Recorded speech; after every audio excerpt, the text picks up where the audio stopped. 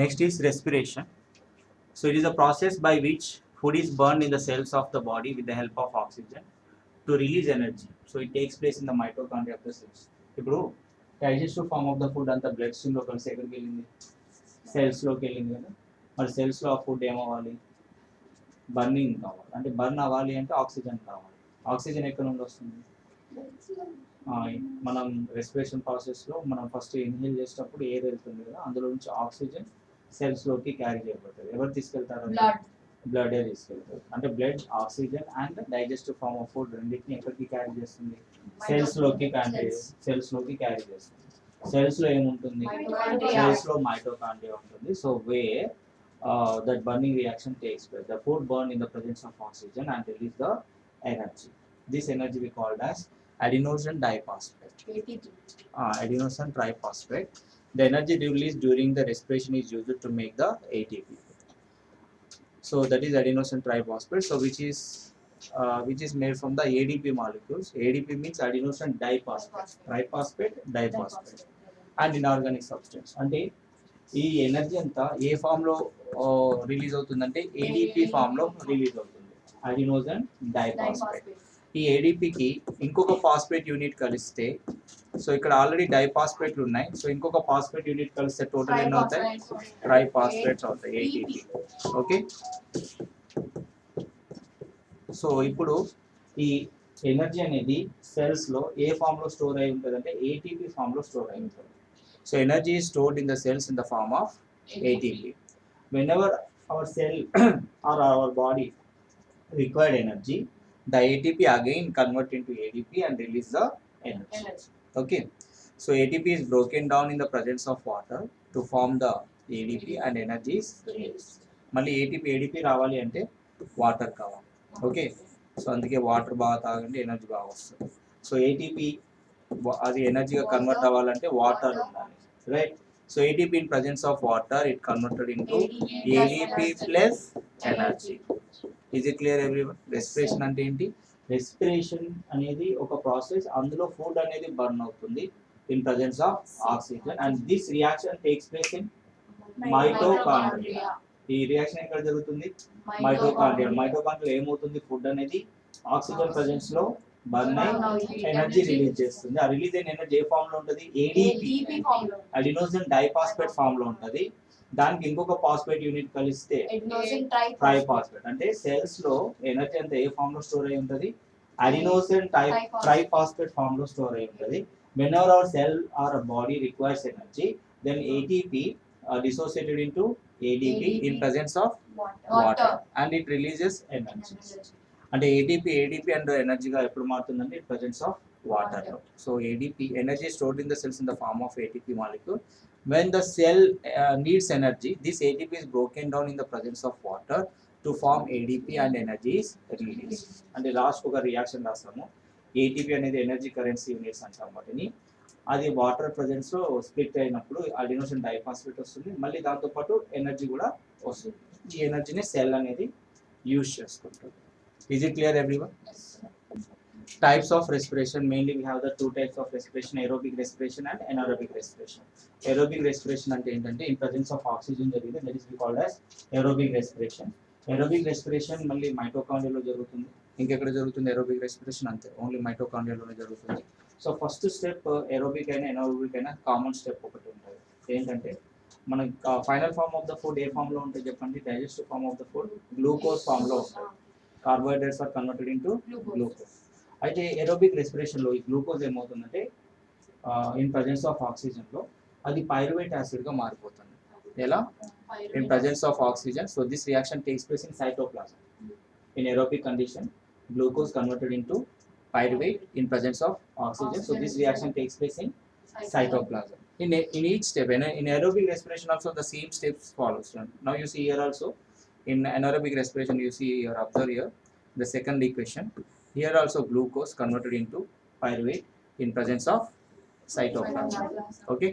This the first step is common in aerobic respiration and anaerobic respiration also. Okay, and one more step also there. So glucose in presence of oxygen it converted into pyruvate. So this reaction takes place in cytoplasm. Okay, first step ప్రతి దాంట్లో కూడా కామన్గా ఉంది. ఏరోబిక్లో కూడా అదే ఉంది, ఎనారోబిక్లో కూడా అదే ఉంది. ఓకే, సో తర్వాత ఈ పైరువేట్ ఒకవేళ ఆక్సిజన్ ఉన్నప్పుడు ఎలా కన్వర్ట్ అవుతుంది, ఆక్సిజన్ లేనప్పుడు ఎలా కన్వర్ట్ అవుతుంది. Pyruvate presence of oxygen, so this reaction takes place in mitochondria. This pyruvate in presence of oxygen, this reaction takes place in mitochondria. So mitochondria లో ఈ ఆక్సిజన్ ఫుడ్ తో burn అయ్యి so ఏం form చేస్తున్నది, carbon dioxide ని release చేస్తుంది, తర్వాత water and దీంతో పాటు ఎనర్జీ కూడా వస్తుంది. అదే ఇప్పుడు గ్లూకోజ్ ఏ ఫామ్ లో ఉంటుంది, C6H12O6 కదా, అందులో కార్బన్ ఉంది కదా, ఆక్సిజన్ తో బర్న్ అయితే కార్బన్ డైఆక్సైడ్ వస్తుంది, H వస్తున్నాయి, వాటర్ ఉంది, వాటర్ ఆక్సిజన్ తో బర్న్ అయితే H2. సో మొత్తంకి మళ్ళీ దీంతో పాటు కొంత ఎనర్జీ కూడా రిలీజ్ అవుతుంది, right. So this is about aerobic respiration. Aerobic respiration takes place in presence of oxygen. And this reaction takes place in cytoplasm. Okay, in which glucose is converted into pyruvate acid in presence of oxygen and in mitochondria. And this pyruvate split into three substances: carbon dioxide, water and energy. Okay, this whole reaction takes place in mitochondria, and this type of reaction we call as aerobic respiration. Why we are calling aerobic respiration? Because and this reaction takes place in presence of oxygen. Okay, in anaerobic conditions are two types again, in muscle cells and in yeast cells. Fermentation reaction లో జరిగేది అక్కడ east cell ఉంటుంది, అక్కడ east సెల్లో pyruvate ఏం మారిపోతుంది, అలా ఎలా మారుతుంది, అండ్ అలాగే absence of oxygen muscle cells లో లాక్టిక్ యాసిడ్ అండ్ ఎనర్జీ ఎందుకు కన్వర్ట్ అవుతుందో చూద్దాం. Okay, when you do vigorous exercise then what happen, oxygen content will reduce, ఎందుకంటే ఆక్సిజన్ ఎక్కువ ఎనర్జీ కన్వర్ట్ అయ్యి ఆక్సిజన్ మనకు కావాల్సినంత సప్లై అవ్వదు.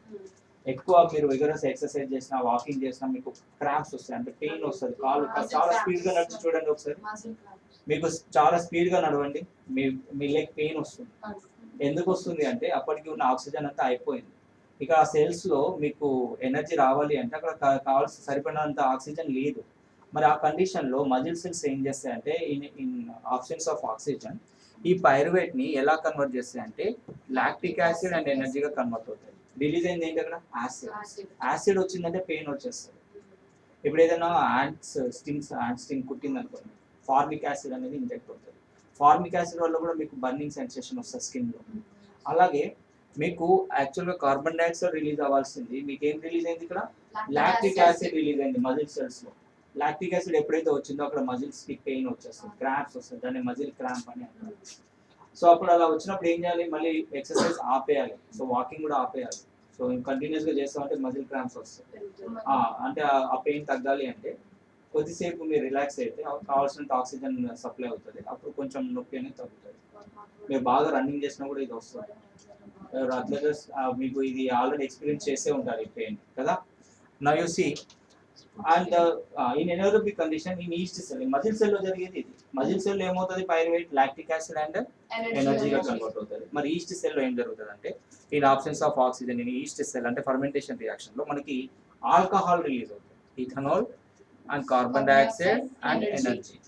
ఇది ఎక్కువ మనకి ఫర్మెంటేషన్ రియాక్షన్స్ ఎందులో చూస్తాం, మనకి దోశ ఇడ్లీ, అందులో మనం ఒక రోజు ముందే దాన్ని రెడీ చేసుకుంటాం కదా ఫ్లోర్ ని, ఫర్మెంటేషన్ చేసినప్పుడు నెక్స్ట్ డేకి చూడండి కొంచెం ఎలా వస్తుంది అంటే CO2 రిలీజ్ అవుతున్నట్టు కొంచెం స్మెల్ కూడా ఇథనాల్ స్మెల్ వస్తుంది, ఆల్కహాల్ స్మెల్ వస్తుంది. మీరు ఎప్పుడు ఇడ్లీ పిండి చూడండి ఆల్కహాల్ స్మెల్ వస్తుంది. ఫర్మెంటేషన్ రియాక్షన్, దోశ బాగా పులిసిన తర్వాత 2 to 3 days తర్వాత మీరు దోశ తినండి, మీకు పుల్లటి స్మెల్ వస్తుంది, అవునా, బికాస్ ఆఫ్ దిస్ ఇథనాల్ ఎక్కువ అయిపోతుంది, ఇథనాల్ కంటెంట్ ఎక్కువ అయిపోతుంది. సో దాంట్లో కార్బన్ డైఆక్సైడ్ అంటే మీకు దోశ వేసినప్పుడు చిన్న చిన్న హోల్స్ పడుతుంటాయి కదా, ఎందుకు అక్కడ అంటే అక్కడ ఆ ప్లేస్ లో ఉన్న కార్బన్ డైఆక్సైడ్ హీట్ చేసినప్పుడు రిలీజ్ అవుతుంది. అక్కడ దోశలో పోర్స్ వస్తాయి, ఇడ్లీలో కూడా పోర్స్ వస్తాయి, స్పాంజీగా ఫ్లఫీగా ఉంటాయి ఇడ్లీస్. ఎందుకు ఉంటాయంటే ఈ కార్బన్ డైఆక్సైడ్ రిలీజ్ అవ్వడం వల్ల. కొంచెం పుల్లగా కూడా ఉంటాయి, ఎందుకు ఉంటాయి, because of ethanol. Okay, so ethanol దీంతో పాటు ఎనర్జీ కూడా క్రియేట్ అవుతుంది. So these are the types of the respiration. So దీన్ని సమ్మరైజ్ చేస్తే మనకి ఇలా ఉంటుంది. So breakdown of glucose by variation pathways. So the first step is a common for all the reaction. Glucose in the presence of oxygen in cytoplasm, which convert into pyruvate and energy. Now this pyruvate in mitochondria, presence of oxygen, it converted into carbon dioxide, water and energy. In muscle cells, in the absence of oxygen, it's anaerobic conditions, and it converted into lactic acid and energy. And in yeast cell, absence of oxygen, it convert into ethanol, carbon dioxide and energy.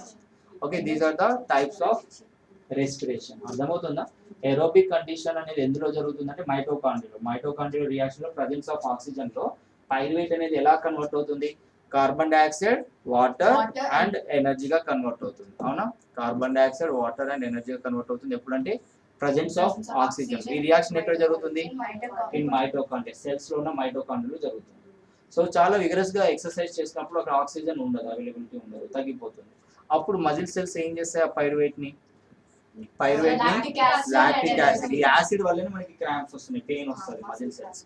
So దీంతో పాటు energy కూడా మనకు వచ్చేస్తుంది, energy release అవుతుంది. Okay, so next in yeast cell fermentation reaction లో జరిగేది ఇది. Absence of oxygen లో అది ఎలా కన్వర్ట్ అవుతుంది? ఇథనాల్, కార్బన్ డైఆక్సైడ్ అండ్ ఎనర్జీగా కన్వర్ట్ అవుతుంది. Okay, this is about types of various reactions. So breakdown of glucose by various pathways. Is it clear everyone? Yes. Okay, note down.